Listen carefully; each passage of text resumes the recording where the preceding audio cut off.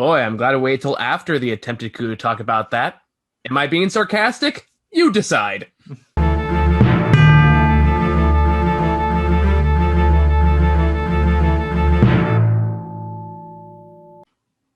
So, hi.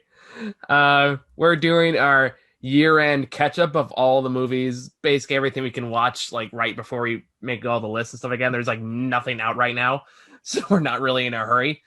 Or at least if there is, I haven't heard of anything. Yeah. So we're basically just catching up on 2020 movies. One of those we kept meaning to watch for weeks and weeks and weeks. We just kept putting it off. Was Trial of Chicago 7, the latest Sorkin movie. So you and I both finally sat down to watch it. What were your thoughts? It's a Sorkin movie, therefore I enjoyed it. No, it was actually really well, solidly crafted. The usual great, snappy, quick dialogue. Some really good editing in this thing too, like the way that they go between like the stuff that happened and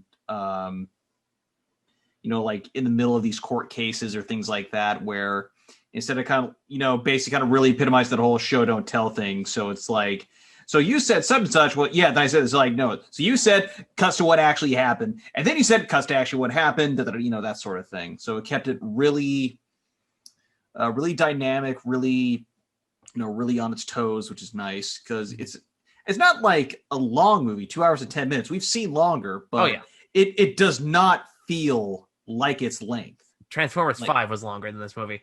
I'm glad I missed that one. Wait, was that the one I missed? Whatever the last... Yeah, that was the one I missed, because that was the last one. Now I'm thinking Transformers 4 was also longer than this movie. Don't remind me. That was the one I remember. Yeah, that one with Kelsey Grammer. Oh, yeah.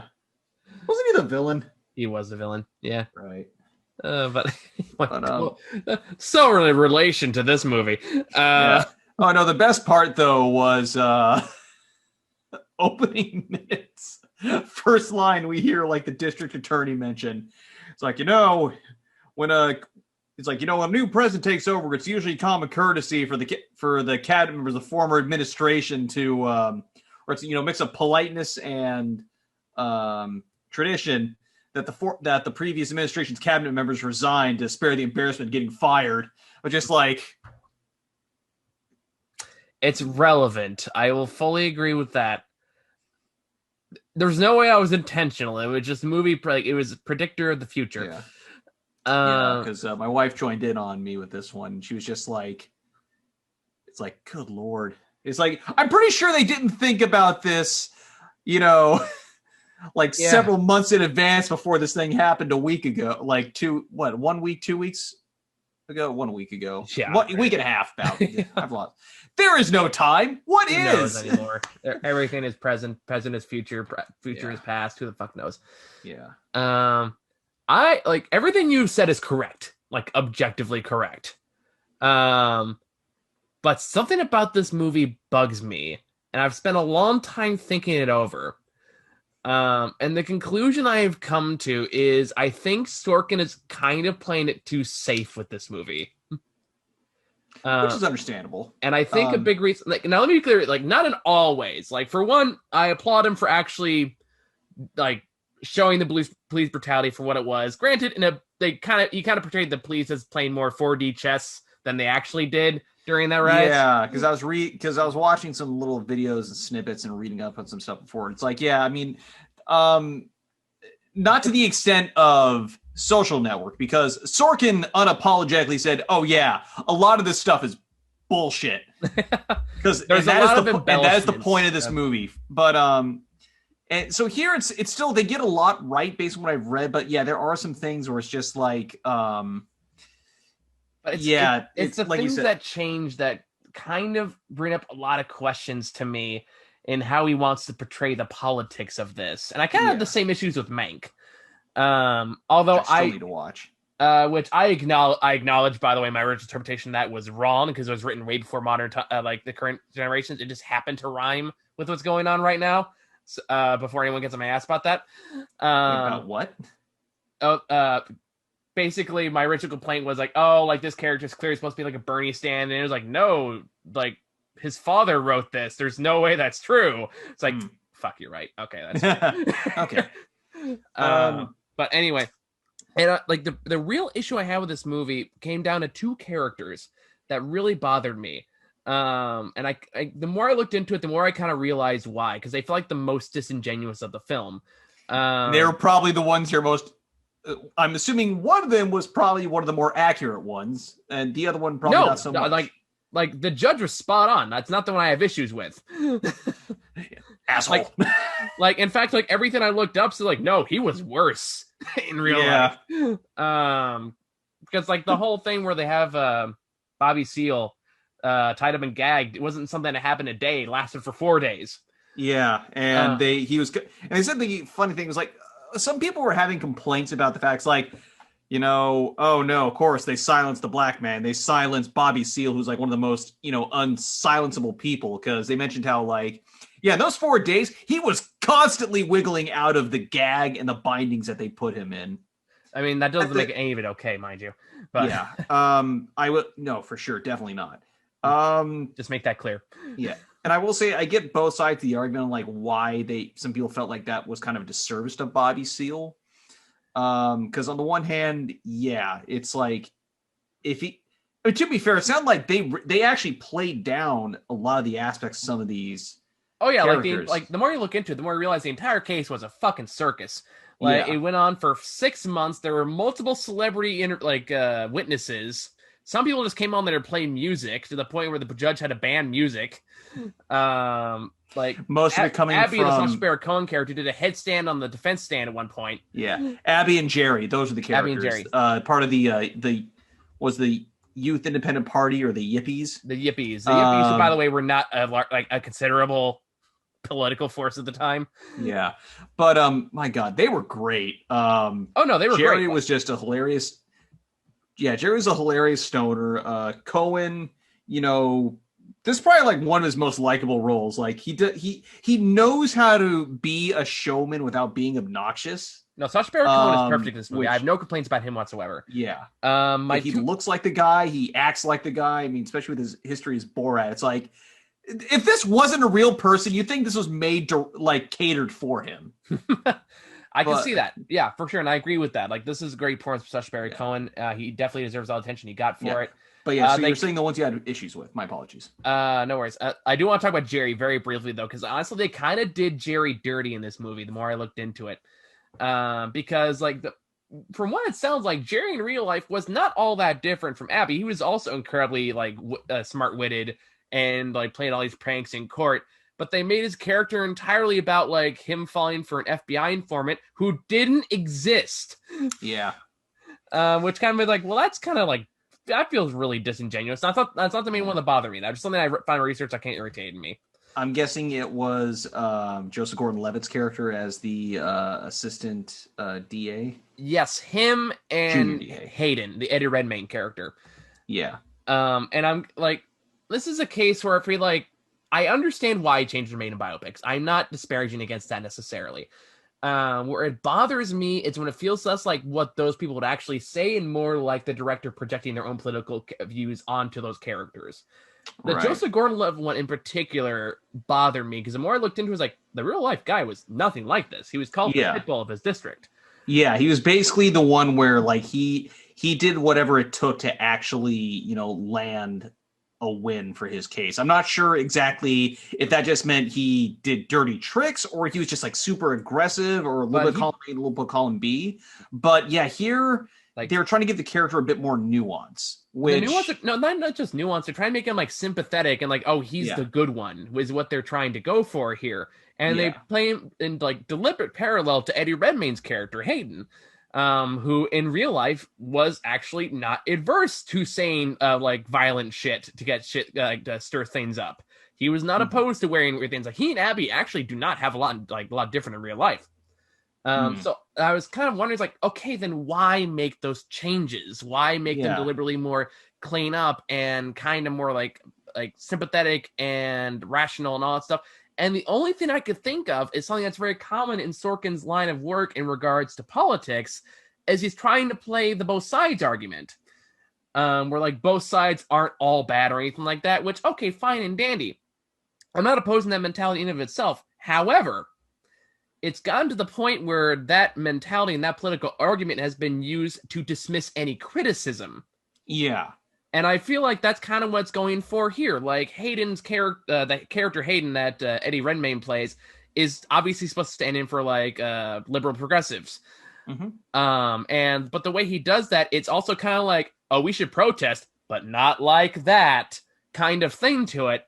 And again, that kind of goes back to playing it moderate, which is I just don't think you can do anymore. So I will have to acknowledge that I'm coming from my own political bias here in that way. But to me, it's more like the more you kind of try to play it in the middle, the more nuances you miss that actually exist in these crises. And the fact that they omitted, because I read the actual, like some of the, not all of it, of course, but like some of the excerpts from the actual court case. A big thing they talked about in the movie that is pretty glossed over in the film, in court, they glossed over in the film was racism. And that omission is very, very interesting to me, especially when you have Bobby Seale, the head of the Black Panthers, that probably has the most interesting arc in the movie. Yeah. But, the part where, the part they completely made up for the film, where Eddie Redmayne's character reads off the Vietnam soldiers who died. Yeah, where that was under one of the other guys who. The pacifist. I keep forgetting his name, like Greenville or something like that.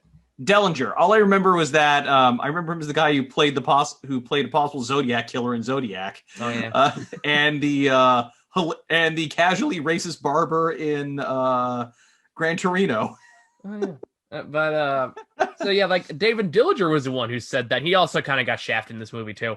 Yeah. Because the real man actually had like some very provocative things to say and really powerful things to say. He was also, and they all like, this is not something just he said. Like there was a part where they're all allowed to make the same kind of speech that Eddie Redmayne makes in the movie, and they all talked about racism. Like it's and they said powerful things about that. So I was like, okay, if that was clearly such a large part of their platform, why is that conveniently omitted? And again, the best way I could think of why that is because it's hard to play the both sides argument when you're talking about police. Right. So for me, because I will say this, it's like there were more or less almost, I'm not sure. It sounded like, in real life, there, like you said, there was some more nuance to the whole cop situation too, whereas here, they're all just, it looks like all the cops are assholes. I mean, like, even like that case, regardless of like the few bad apples argument, wherever you want to go with that, does not defend the fact that they still horribly relied on abusive techniques. Oh yeah, for sure. Like excessive use of violence and all that stuff. There's like, regardless of like what the protesters were doing, I'm not saying what everything they're doing clean either, but it did not warrant the extreme response it got. Yeah. I think my issue more with the cops thing is they basically made them out to be fucking precogs in this movie. Yeah. Like the way that you mentioned that they were just like, they were waiting for them everywhere they went, whereas a lot of the times it was more like it was a reaction either to escalation or it's something like, as you said, they weren't like precogging. They were just like in reality, they were less like John Wick and more. Do you watch Brooklyn Nine-Nine? Yeah, I love that show. They're more like Scully. Yeah. In reality, Hitchcock and Scully in reality, we're like, oh, they're on the hill now. Let's go take them on the hill. Oh no, what's happening? Better use the sticks. That's basically what happened in reality. Yeah, pretty much. Because so I know they said they weren't at the hill before waiting for them, like you mentioned. It was only until after they got to the hill that they approached him, and that's when the violence started. The whole attempted rape thing also never happened. Yeah, I remember. Yeah, they discounted that. They said what like the closest thing that they can think of that happened that was similar in that scene where there's this kind of standoff between the cops and the hippies, because they also mentioned Jerry never got arrested. Although to be fair, in the movie they said, well, what? It's like, how come you're not in jail? I wasn't arrested. I was detained. Which is technically accurate. Yeah. It's like, haha. But yeah, like they said, there's something involving a communist flag that ticked off some people, but that's about it. It was not a woman. It was not like it was not a gender thing. And it was not some douchebag from a fraternity somewhere. A lot of that was made up for the film. And I think that's kind of my overall point here. And it's what's kind of egging at me about this movie is the fact that when you put the things that are changed into this metric, it kind of loses what should be the central point. Like in a vacuum, it would have been a great movie, but I can understand like knowing those aspects, how that can really pull away from the impact, especially because I still thought like that those facts notwithstanding, it was really solid. Like But I can as a imagine, movie, yeah, as a movie, it's pretty fairly acceptable, not completely. But when you mention like the idea of like these extreme ideologies, it would have been, yeah, I guess, yeah, that also would have been way more interesting to seeing how they clash, as well as really showcase why these people were such powerful figureheads in these movements. yeah, exactly, and that's like that's it feels like it dilutes what they would have actually said Yeah. by like playing with the facts of it and giving this part to this character or trying to fit less of what who they actually were and versus what the director wants them to be. And Yeah. it comes across as disingenuous. It comes across as more manufactured. Yeah. At least in those particular areas. Like I said, as a movie, it is very well written, it's very well crafted. It's a Sorkin film, of course it is. Mhm. But it's one of those cases like the more you look into it, the more you study up on, the more it goes into is like, okay, they're like I was gonna say there's some bias to this, but like there's bias in every movie. That's not a fair critique. Um, it's more like, okay, that this isn't the whole story. Yeah. Like you don't even need the circus thing, like the celebrity things. You don't need the fact that the lawyer was much more dramatic in real life than he was in the movie. Yeah. You don't need any of that, but you need to get what they actually wanted to say across in order to do the movie justice. Which Yeah. is what I thought the best parts of the movie was with the Bobby Seale character, with the Bobby Seale.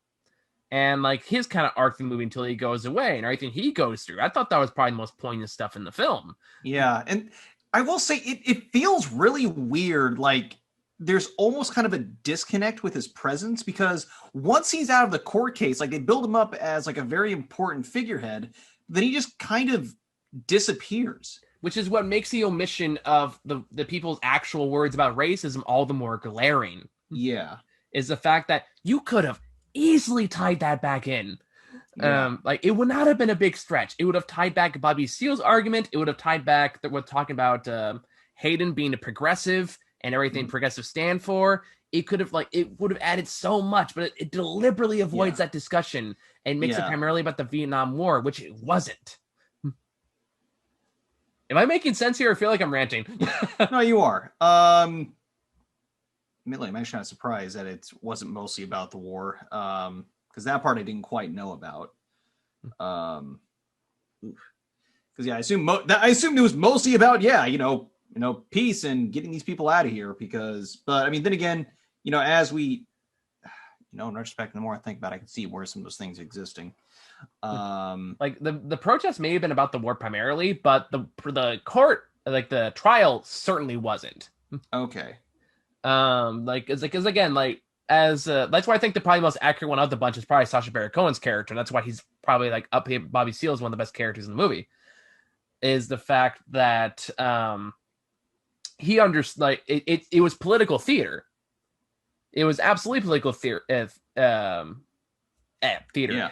The movie tries to paint the whole thing as kind of like you mentioned earlier with the opening scene of the Attorney General trying to get back at Batman. Yeah. Oh yeah, that I was so excited to see him show up. I was really hoping he would have been in there more though, but yeah, no. he did a great job with just like the two scenes that he had. Like they try to make it about him, like the Attorney General want to get back at Batman for like waiting so long to resign, but even that's not really true. The reality is it was Nixon wanting to make an example. Yeah. Of anti-war protesters, which he's very not very open about, but we have numerous recordings and records of now. Who also horrible racist. Who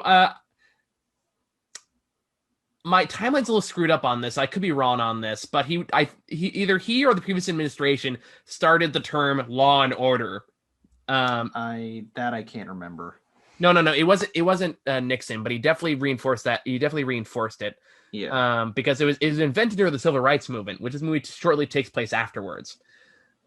Which went on for a year and a half, and that's where terms like law and order came up, and that's where all these the protests went on, and of course the Black Panther movement and all that stuff. And a lot of what Nixon did was kind of growing off of that. Yeah. Because that's also when Republicans became more radical, like the radicalization of Republicans started. Was after the passing of the Civil Rights Act, which again makes it more baffling that Yeah. you don't talk about it more here. Yeah, because I mean, it also is interesting seeing, just like that general political shift around that time frame, seeing and talking about how, yeah, this is the time where like, the Democrats were the kind of the more, I wouldn't say war hungry, but they were the more supporters of the war. Like they were the big ones behind the Vietnam War, and how Nixon was the one that pulled him out, much to, everyone else today's thing is like, we see Republicans are the more pro-war, Democrats the more, well, you know, Well, like, let's not do this kind of stuff. But it's like, it is interesting just seeing that weird middle ground of like where where the parties start to realign and shift. and that time was in the late six, like it was in the mid '60s, around the Yeah. time that Civil Rights Act got passed and the Voters' Rights Act passed. And the reason for that is because Democrats supported it under Kennedy, and the South hated that. Like they were so pissed. This is all true. And conservative Republicans, who were a minority at the party at the time, seized that opportunity to gain power in the South as like the people they left behind. And Yeah. that shifted the entire party to the right until what it is now. It was basically like firmly established under Reagan. Yeah. And just things escalate. I feel like I'm bragging about this because I kind of am. I have been reading about this a lot lately. Which also makes debating people on my Mouse and Clan videos much more interesting. Oh yeah, I can imagine. But yeah, so like you're like not that far past the Civil Rights Act. You're in the Nixon era. You have all the pieces are there to do more with your topic, and you're not doing it. And I think like the more I'm talking about it, the more I'm thinking about it, and the imagery they use. Like the movie opens with them shifting to a portrait of Nixon, and yet they never talk about him. Yeah, very, very little. Because they mentioned him a couple times, and that's about it. And it goes like, what? I don't hate this movie. Let me be clear, but I'm frustrated by it, which is understandable. Sorry, I've been doing most of the talking here. Yeah, because no, I get it. It's because like I said, I really liked this movie, but I can understand why you'd be frustrated because there, like when you bring up those points, it could have been more.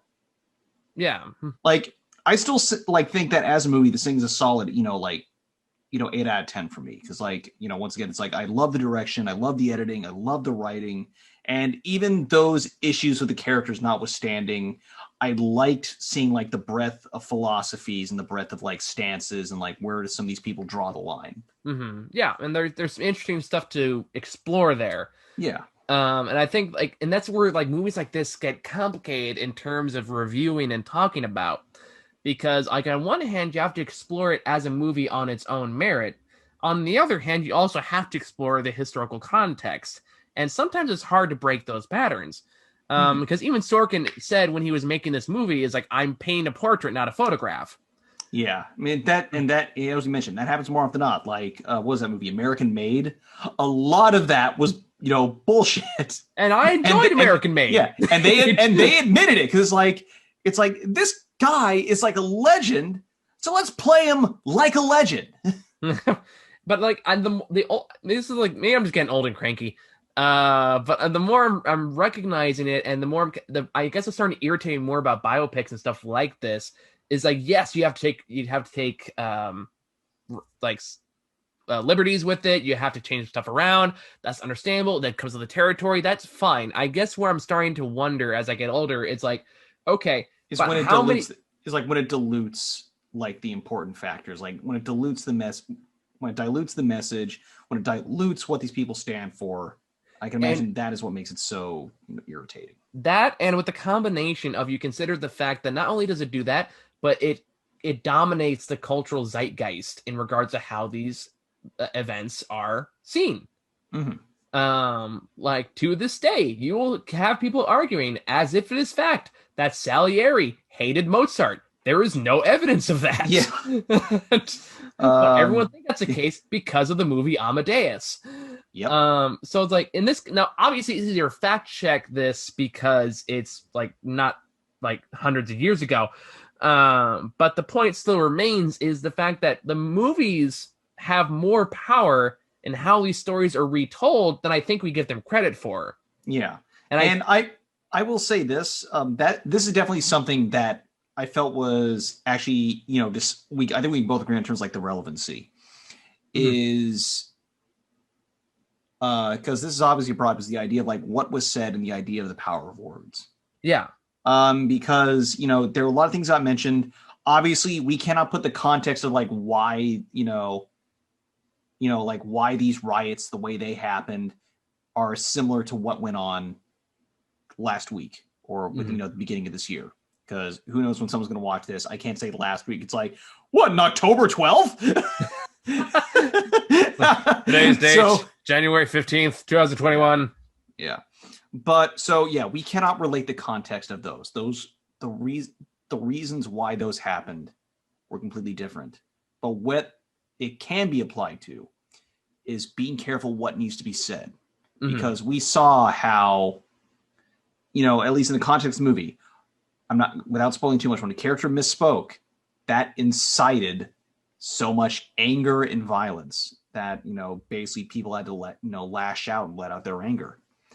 But context matters a lot. I'm sorry, go ahead and finish. And that's what I was saying. Like that, there's a difference in context, in said context. And that's why I say we can't compare the two. Just the idea that, at least in the general sense of things, the power of dialogue and how that can completely turn a tide and make, get people so fervored up, so angry, things like that. And as we saw, this character, he did not intend for what happened to happen. He was saying something else, but because he forgot one freaking word, some people took it as a call to violence. Well, that's the problem you run into. I'm sorry. I keep interrupting you. I'll shut up. And relating that to what's been going on, it's kind of a similar thing. We've seen instances where a certain someone has, even if you can't, whether or not he actually incited the group, he definitely inflamed it, with that rhetoric. Grant, the right-wing people already hate me on this channel. You can go ahead and say Trump. It's okay. Yeah. I know, but it's just like, I just didn't want to give him that. I just want to give him the name recognition. Fair. All right, that's valid. But yeah, and so as I said, whether or not he, incited, I know people are going to be debating it based on the word choices, but everything else leading up to that, very similar. The idea of what we need to do, we need to fight back, and just all that, and how that led, how that could have led up to, exactly what we saw on the news. I would argue against that a bit because, let's compare the two sides of this argument. Let me also rephrase. I say incitement in the legal sense, in the idea that he directly said to do something, because we've also seen the instances where he said, be peaceful, blah, blah, blah, blah, because there's also the idea, it's like, oh yeah, be peaceful, wink.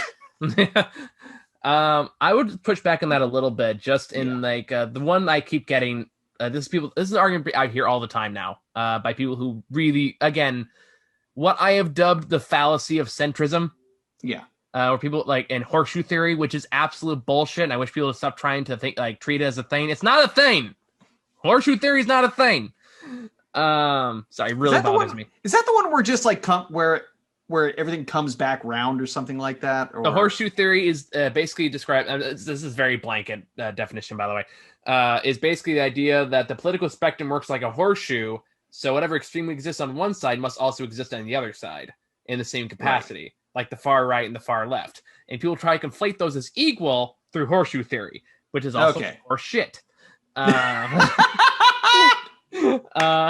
Thank you. I'll tape your waitress. Anyway. Yeah. But people just keep comparing the BLM protests to the recent coup. I want to keep telling people all over and over again is there are so many differences that it's quite frankly blatantly insulting to compare the two. And here's the main reason why. The BLM protests were gone into with the intention of being peaceful. They always were. They got incited by 93% of the protests that happened over the summer were peaceful, and the ones that were mostly approval back to police escalating the situation, white supremacists actively trying to cause shit, and some actual cases where the riots got out of hand. That is what realistically happened. The coup brought guns, bombs, and been planning this for months. Yeah. And also, unlike BLM, met no resistance, which is another big difference between the two. The BLM protests met like the National Guard, waves and waves of police. That only made the situation worse against peaceful protesting. Why it's more comparable to compare the BLM protest, the one in the movie, versus the coup, which was not the case. There was obvious favoritism. Yeah, and that's why I was saying, like, between those two, the movie and the coup, why they could not be compared, because the reason for everyone to do something was completely different. Okay, I'm glad I brought it up then, because I think I was misunderstanding what you were saying. But because I was saying that earlier. It's like the reasons why both those things happened were completely different. But yeah, I agree, because like, like one guy just yesterday was trying to argue with me in my comments on my Superman Smashes the Klan video of like, well, this little girl died. It's like, and that's horrible. There's no proof they were associated with BLM. And I'm not trying to justify in any way, shape, or form, but the fact of the matter is, like, that's still, like, bad stuff happened during the BLM protests, but it's not comparable to an attempted terrorist attack. Yeah. Period. It's just not. Again, horseshoe theory is bullshit. And I'm so fucking sick of that argument. Yeah. This idea that there must always be another side that is of equal or greater harm to one actually causing trouble as a way to dismiss the entire thing. Yeah. Because it's like I'm not going to deny that there are extremes, but of course, at the same time, it's like, for example, I can't remember what the group was, but the one that was like, it wasn't Black Lives Matter, because they actually denounced them. It was like, there was that. I know what you're talking about. Like, they marched on the streets with guns, right? Yeah, the one where they just went up to the cop car, shot the two cops in the car, and then just like went off. Oh, there, like, as far as I know, there was no particular affiliation with any group that they had. No, it was a group. It had nothing to do with BLM. It was because it was some group was like, oh yeah, we take responsibility for that. And BLM was just like, we denounced that. We have nothing to do with those assholes. And like, there's always gonna be opportunists, and there's always gonna be extremes on both sides. I am not arguing that fact. Yeah. I am not arguing that one side's complete peaceful and the other side isn't. That is not what I'm saying. If that's misconstrued, that's not what I'm saying. What I am saying is those extremes aren't equal. Yeah. And I think that's where a lot of this gets lost in translation. And again, this is where I think I consider the fallacy of centrism, because if you want to keep a centrist mindset, you have to assume that there is an equal bad to whatever's happening on one side, and there just isn't. Yeah. Even at the most extreme, like, nothing compares to what the white supremacists, the Nazi propagandists, and all their shit on the far right have done. There just isn't. Yeah. And sorry, am I making you uncomfortable with this? Oh, no. It's like, it is a weird position for me, just because like I have family affiliated like all sorts of different kinds of law. But we've talked about it before. We've had peaceful conversations about it, and we try to understand like where each side comes from. And it's, thankfully, I'm fortunate I'm in one of those groups that can keep those things civil, and we try to use it as an educational tool. And that's good.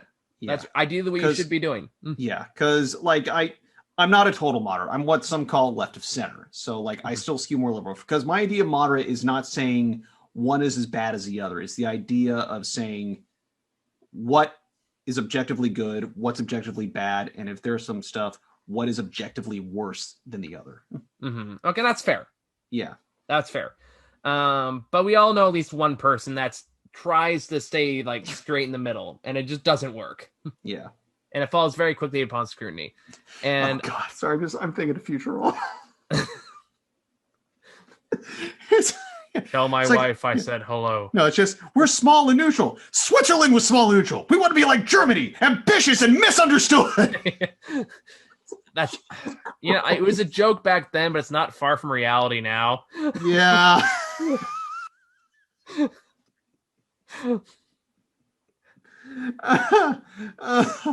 All I can do is laugh. And like, here's the thing. I'm also not denouncing any particular individual on any of these cases. My issue is not with the individual. My issue is largely with the systems that allow those ideas to propagate. Yeah. And to tie that back into the movie, Yes. that is definitely a huge point that I think the movie, regardless of how it kind of took away from certain aspects, I think did a good job of illustrating that, yeah, we're still seeing instances of these today. And Yes. like, because like in a weird way, I think part of the Golden movie was meant to kind of like connect it to a lot of the stuff that was going on today. You know, kind of like the same way that Selma did Very much so. When Black Lives Matter first started up. Mhm. And the idea of like trying to show them, you know, back then it was a case of what to do, what did we do, or not we, you know what I mean? Yeah. Collective. Yeah. Yeah. But, you know, and God showing damn it, Grant, what did you do? I don't know. My wife warned me I'd be white splaining somehow. Oh, sorry, go ahead. And then, yeah, just tying it into a case of today of like, yeah, this shit does still happen. Oh, yeah. All the and time. As well as a reminder that, like, yeah, the 60s were not idyllic, despite what a lot of people might think.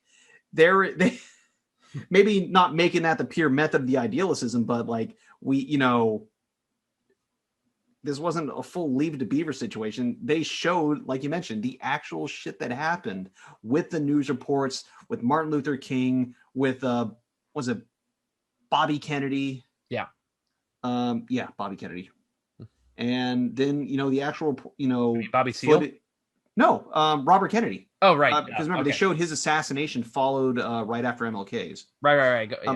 That is another minor. Well, not minor. That is another thing people can probably take umbrage with. Is another timeline they adjusted was Bobby Seale, kind of his, I guess you could say, his rage out, and trying to relate that to the death of a fellow Black Panther member, Hampton. Yeah, he didn't die.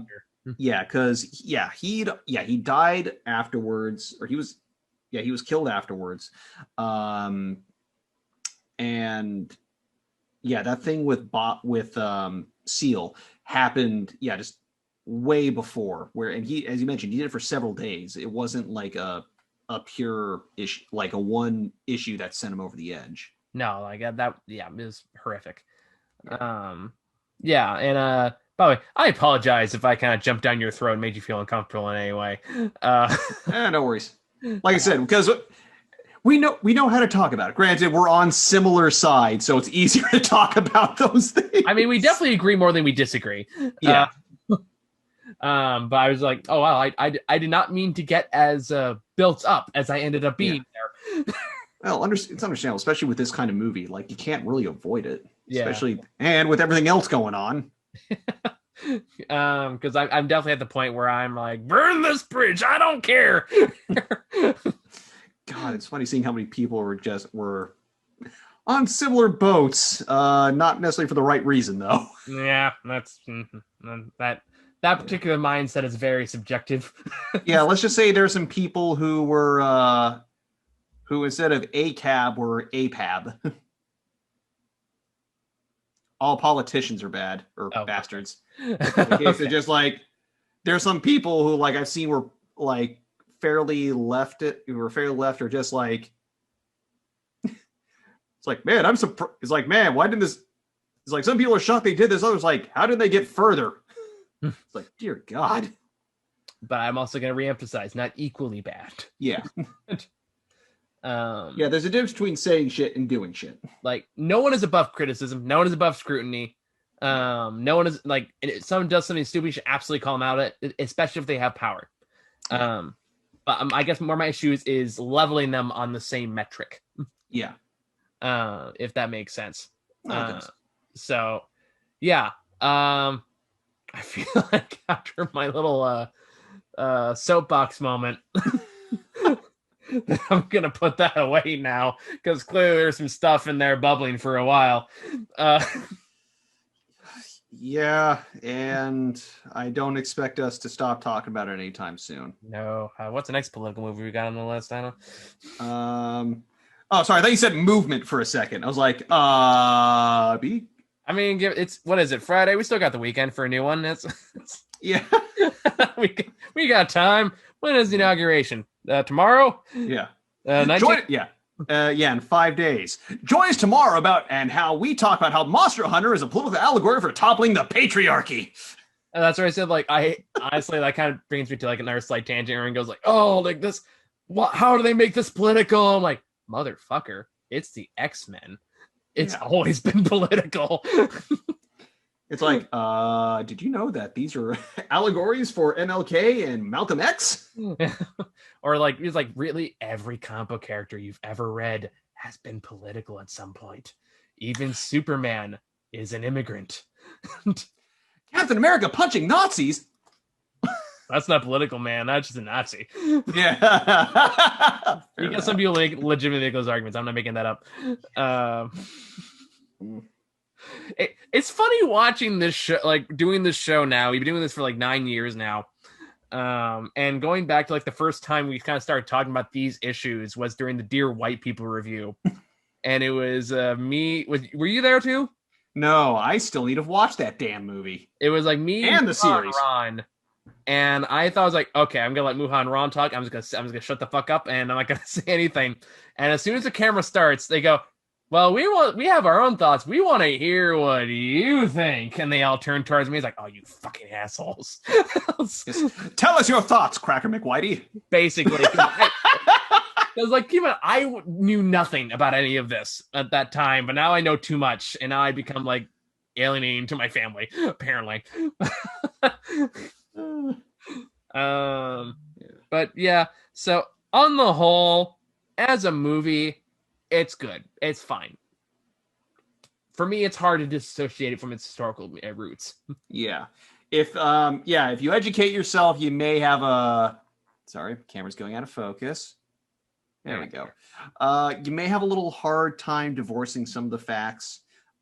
It is shocking how some of the more outlandish moments actually did happen. Yeah. Like, as we mentioned, that judge apparently as you mentioned, was as bad, if not worse, than what the movie portrayed. How many counts of contempt? Not contempt. What's the phrase I'm looking for? Yeah, contempt. Oh, contempt. How many orders of contempt do you think he issued during the trial? Guess. I don't know. I just remember it mentioned, like, for the defense attorney alone, he got like 24 counts. Take an educated guess. Wasn't it like 100, like 115 or something like that? Nope. It was 175. I remember there was a 5 in there. Damn it! Second digit. Like, it was 175, 176 counts or something like that. Some absurd number. Yeah, sorry, let me redraw that one. Just extend a little edge there. See, I said 175.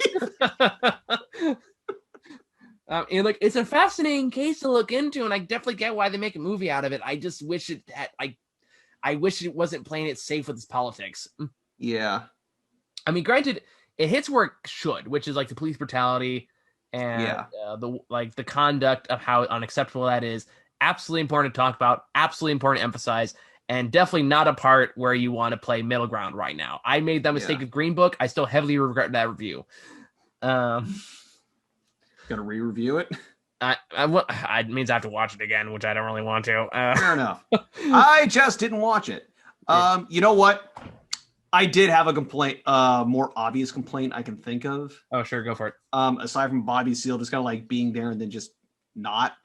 The ending. Oh yeah. Felt really schmaltzy. Like, this is where I can tell it was written for Spielberg originally. Yeah. Yeah, and ironically, I was just thinking of Bridge of Spies and how it's like the movie pulled things off better than that, at least. It's like, well, except for that part. Because that's where they move the whole, these are the name of all the fallen soldiers thing. They have the rousing, inspirational music. They got people standing and applauding. The whole... Did not happen. The freaking whole McGillicuddy is just like... Like, it actually on that note, it did remind me of another. What was the other spelling where he did recently that kind of did that too? The Post. The Post did Oh, that. And that was kind of actually I had with this movie is this movie's kind of overinflated sense of self-importance. mm. In the same way the Post had. Not that anything it's saying in the movie is necessarily wrong, but it feels really smug about it. Fair enough. Not that I would know anything about that. Yeah, yeah, I know. Anyway, yeah, no, that ending was pretty cheesy as fuck, and like realistically, like it was David Dillinger that did it, and then even then, like it stopped the minute the judge came in and said, "Knock it off." Yeah. Oh man. Like okay. So yeah, I guess. Yeah, it's like, oh yeah, I remember there's something I didn't like. I can't let this thing off with a fairly glowing review. But yeah, it's like still, regardless, overall, I did really enjoy this movie. It's definitely one like I would totally be down to watch it again, because just like especially just for like how well written it is, like as a whole in terms of like the dialogue and just these characters were constantly cracking me up a lot of the times, or like I think for me, for my wish for Stork in the future is that he's got a good political head on his shoulders. He's written some very interesting stuff. I just wish he'd go further with it. Yeah. I think that's really my biggest complaint about his writing style and really about this movie in general. Yeah. Go back to the West Wing. Even the West Wing still pulls some punches in a lot of things. Oh, wait. No, I'm not thinking of West Wing. It's, sorry, what was the one I was thinking of? The one with Jeff Daniels? Newsweek. Thank you. Newsroom. Newsroom, yeah. Even Newsroom felt like more of the Republicans have lost their way kind of a storytelling. It's like they lost their way back in the 60s, ironically. Yeah. Also interesting, for those of you who don't know, quick little vocabulary.